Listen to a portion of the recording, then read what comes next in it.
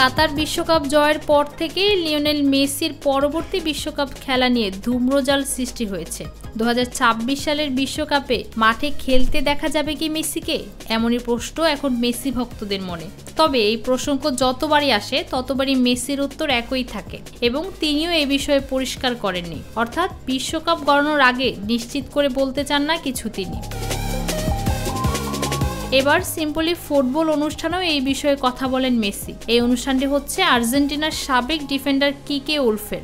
সম্প্রতি মায়ামি কমপ্লেক্সে গিয়ে মেসির বিশ্বকাপ ভাবনা শুনেছেন কিকে ও তার ছেলে পেদ্রো।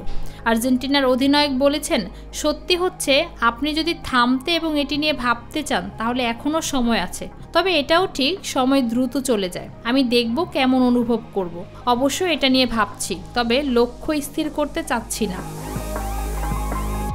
তবে বিশ্বকাপের বছর তার কাছে গুরুত্বপূর্ণ জানিয়ে মেসি বলেন, আমার জন্য এবছর খুবই গুরুত্বপূর্ণ। দিন ধরে ধরে এগিয়ে যেতে চাই এবং শারীরিকভাবে কেমন অনুভব করব সেটার উপর নির্ভর করবে। সেখানে থাকতে পারবো কি না এ নিয়ে আমাকে সৎ থাকতে হবে। 2014 বিশ্বকাপের ফাইনাল হারের যন্ত্রণার কথা জানিয়েছেন মেসি। 37 বছর বয়সী প্লে মেকার বলেছেন, 2014 বিশ্বকাপে চ্যাম্পিয়ন হতে না পারাটা আমার জন্য যন্ত্রণার ছিল। পরে চ্যাম্পিয়ন হওয়ায় সবকিছু সহনীয় হয়েছে, দৃষ্টিভঙ্গি পাল্টেছে। দুটি বিশ্বকাপ জিততে পারতাম, তবে আমার বিশ্বকাপ আছে। ফৌজিয়া আক্তার, নিরপেক্ষ নিউজ ডেস্ক।